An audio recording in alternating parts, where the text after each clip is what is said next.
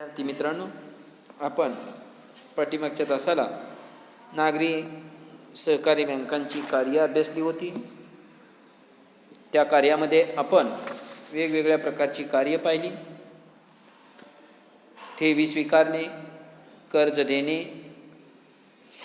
प्रतिनिधी म्हणून कार्य करणे, हुंड्या वटवणे, सुरक्षित खानांची सोय उपलब्ध करून देणे, आधुनिक बँकिंग सेवा उपलब्ध करून देणे, स्वयंरोजगारास मदत करणे, त्वरित ग्राहक सेवा उपलब्ध करून देणे, वित्तीय व्यवस्थापन आणि कर्मचारी व अधिकारी यांना प्रशिक्षण देणे अशी विविध कार्ये आपण अभ्यासली होती. आपण सुरक्षित खानांची सोय उपलब्ध करून देण्यामध्ये विचारात घेतलं होतं नागरी सहकारी बँका सभासदाला किंवा खातेदाराला सुरक्षित खानांची सोय उपलब्ध करून देतात, ज्यालाच आपण लॉकर असं संबोधतो. नागरी सहकारी बँका त्यांच्या सभासदांना व ग्राहकांना सुरक्षा खानांची सोय उपलब्ध करून देतात. सुरक्षित खानामध्ये सभासद आणि खातेदार जो वर्ग आहे त्या खातेदारांना आपल्या मौल्यवान वस्तू, मग मौल्यवान वस्तू कोणत्या? सोने, चांदी, महत्त्वाचे दस्तऐवज, कागदपत्रे, भाग व कर्ज रोखे इत्यादी सुरक्षितपणे ठेवता येतात. यासाठी नागरी सहकारी बँका काही प्रमाणात शुल्क आकारत असतात. त्या सुरक्षित खानामध्ये एक विशिष्ट आकारानुसार त्याचं चार्ज बँका घेतात. हा चार्ज वार्षिक असतो. काही बँकांचं वर्षाला 1000 रुपये, 500 रुपये, 1500 रुपये, 2000 रुपये त्या सुरक्षित खानांच्या आकारानुसार हा चार्ज आकारला जातो. त्याच्यामध्ये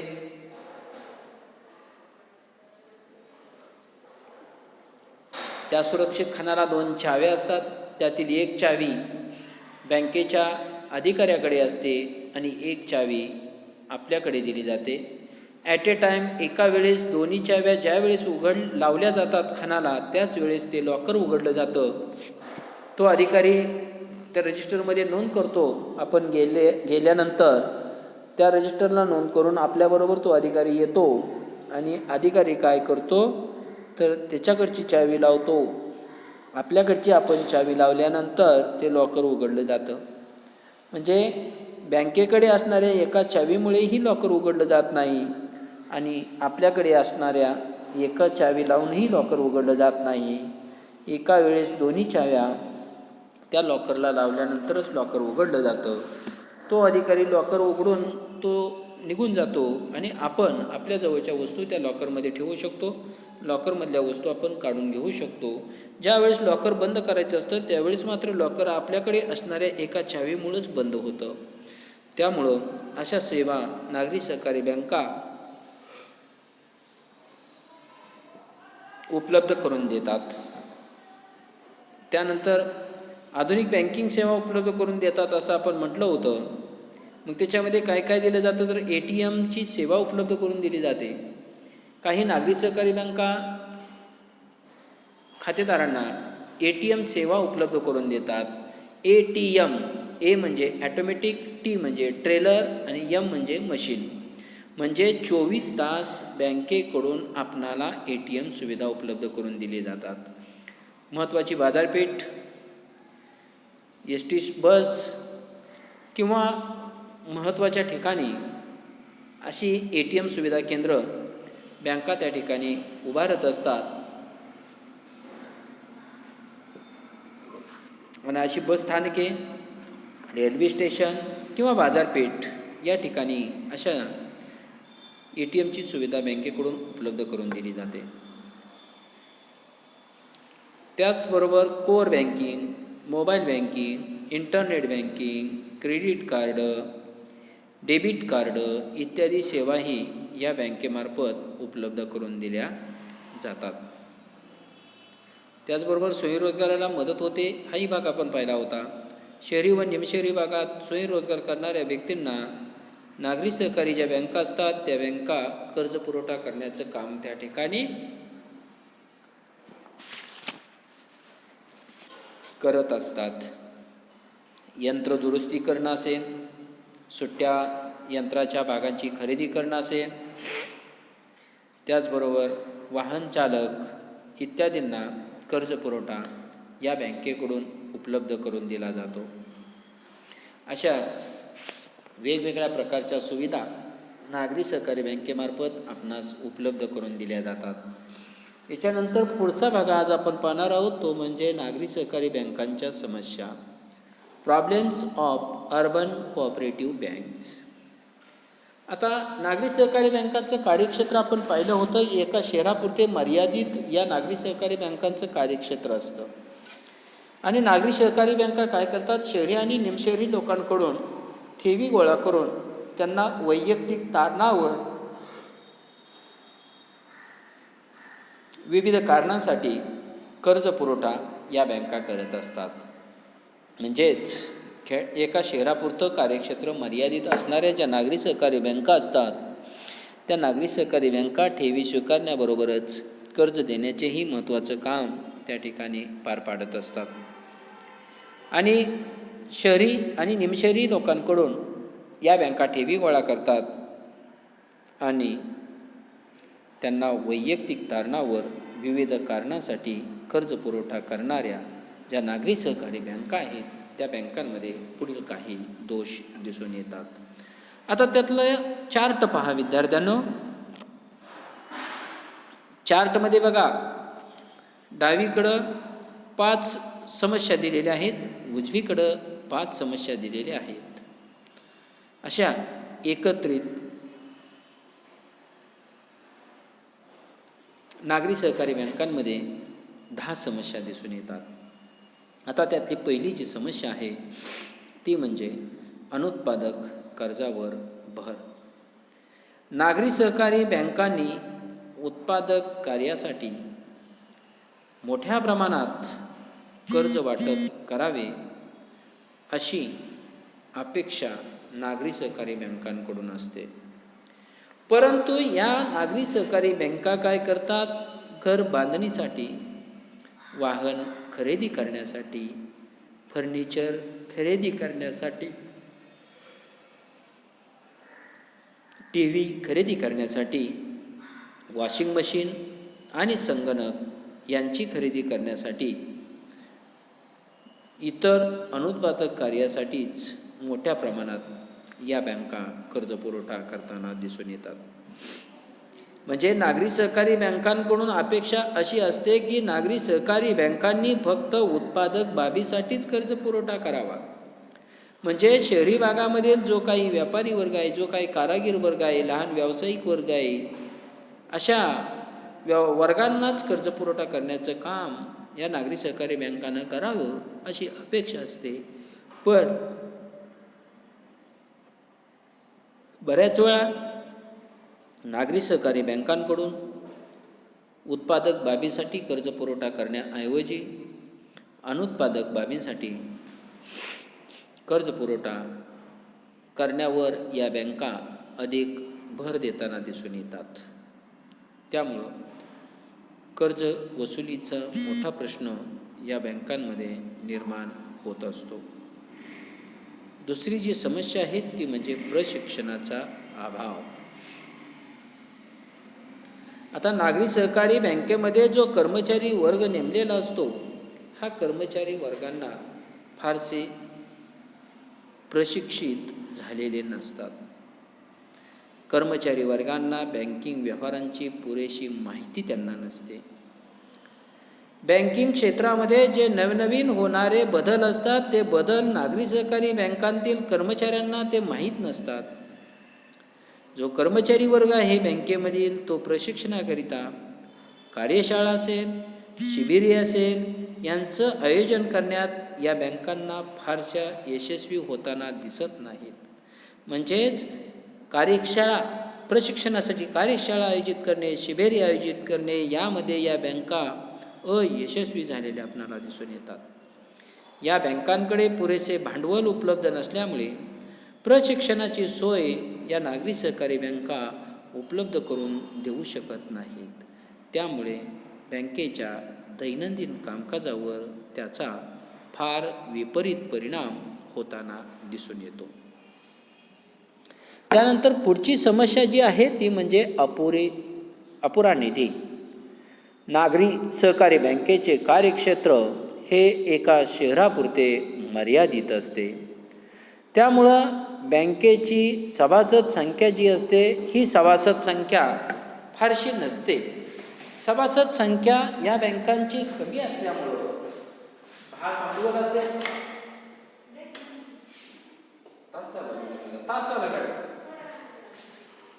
या बँकेची जी काही सभासद संख्या आहे, भाग भांडवल आहे, प्रवेश शुल्क आहे, सभासदांच्या ठेवी आहेत, राखीव निधी आहे इत्यादीद्वारे जमा होणारा निधी त्यांना स्वतःचा विकास साध्य करण्यासाठी अपुरा पडतो. मध्यवर्ती सहकारी बँका देखील नागरी सहकारी बँकांना त्यांच्या गरजेप्रमाणे कर्ज उपलब्ध करून ते देत नाहीत. बँकांकडे पुरेसा निधी नसल्यामुळे त्यांना स्वतःचा विकास साध्य करता येत नाही. म्हणजे सांगण्याचं तात्पर्य असं की नागरी सहकारी बँकांकडे फारसा निधी उपलब्ध होत नाही, कारण या बँकांचं कार्यक्षेत्र एका शहरापुरतं मर्यादित असतं. त्यामुळे बँकेची सभासद संख्या कमी असते आणि सभासद संख्या कमी असल्यामुळे बँकांचं भाग भांडवल, प्रवेश शुल्क, सभासदांच्या ठेवी, राखीव निधी इत्यादीद्वारे जमा होणारा निधी त्यांना स्वतःचा विकास साध्य करण्यासाठी अपुरा पडतो. त्यामुळे नागरी सहकारी बँकांकडं एकंदरीतच अपुरा निधी उपलब्ध झालेला दिसून येतो. पुढची समस्या आहे ती म्हणजे अकार्यक्षम व्यवस्थापन. नागरी सहकारी बँकांचे भांडवल व ठेवीचे प्रमाण अपुरे असल्यामुळे या बँका कमी वेतनावर कर्मचारी व अधिकाऱ्यांची नेमणूक करतात. अकुशल व अकार्यक्षम कर्मचारी व अधिकारी वर्ग असल्यामुळे नागरी सहकारी बँकांच्या व्यवस्थापनात कार्यक्षमतेचा अभाव दिसून येतो. आधुनिक संगणक प्रणाली कर्मचारी वर्गाला हाताळता येत नसल्यामुळे त्याचा परिणाम नागरी सहकारी बँकांच्या कार्यक्षमतेवर झालेला दिसून येतो. म्हणजेच नागरी सहकारी बँकांचं भांडवल आणि ठेवीचं प्रमाण हे कमी असतं, कारण नागरी सहकारी बँकेचं कार्यक्षेत्र एका शहरी किंवा निमशहरी भागापुरतं मर्यादित असतं. त्यामुळे या बँका कमी वेतनावर कर्मचारी आणि अधिकाऱ्याची नेमणूक करताना दिसून येतात. या बँकांमध्ये अकुशल व अकार्यक्षम कर्मचारी व अधिकारी वर्ग असल्यामुळे नागरी सहकारी बँकांच्या व्यवस्थापनात कार्यक्षमतेचा अभाव दिसून येतो. नागरी सहकारी बँकांमध्ये नेमलेला जो कर्मचारी वर्ग आहे, या कर्मचारी वर्गाला संगणकाचं पुरेसं ज्ञान नसतं. त्यामुळे त्याचा परिणाम नागरी सहकारी बँकांच्या कार्यक्षमतेवर होताना दिसून येतो. त्यानंतर असमतोल विकास. महाराष्ट्र, गुजरात, कर्नाटक, आंध्र प्रदेश या राज्यामध्ये नागरी सहकारी बँकांचा विकास अधिक गतीने झालेला दिसून येतो. म्हणजेच नागरी सहकारी बँकांचा विकास सर्व ठिकाणी समान झालेला दिसून येत नाही. विशिष्ट राज्यामध्ये नागरी सहकारी बँकांचा विकास मोठ्या प्रमाणात झालेला आहे, तर काही राज्य मात्र नागरी सहकारी बँकांच्या विकासाच्या बाबतीत मागास असलेली दिसून येतात. कारण महाराष्ट्र राज्य घ्या, गुजरात राज्य घ्या, कर्नाटक राज्य घ्या, आंध्र प्रदेश राज्य घ्या, या राज्यामध्ये नागरी सहकारी बँकांचा विकास हा अधिक गतीनं झालेला दिसून येतो. परंतु इतर जी काही राज्य आहेत या राज्यामध्ये या बँकांचा फारसा विकास झालेला नाही. त्यामुळे ज्या राज्यातील शहरी कारागिरांना आणि लहान व्यावसायिकांना या बँकेच्या सेवेपासून वंचित राहावे लागते. भौगोलिकदृष्ट्या या बँकेचा विकास हा असमतोल झाल्याचे दिसून येते. समतोल विकास म्हणजे काय? तर सर्व प्रदेशामध्ये नागरी सहकारी बँकांचा समान विकास घडून येणं, ह्याला समतोल विकास म्हणायचं. पण असमतोल विकास म्हणजे काय? तर विशिष्ट भागाचाच जास्त प्रमाणामध्ये विकास, विशिष्ट राज्यामध्येच नागरी सहकारी बँकांना जास्त प्रमाणामध्ये यश आलेलं आहे आणि काही भागामध्ये नागरी सहकारी बँकांना फारसं यश आलेलं नाही. त्यांना म्हणायचं असमतोल विकास. पुढची समस्या आहे वाढती थकबाकी. नागरी सहकारी बँकांची थकबाकी जी आहे, ही थकबाकी वाढत जाताना दिसून येते. कर्ज देताना या नागरी सहकारी बँका पुरेशी प्रमाणामध्ये काळजी घेत नाहीत.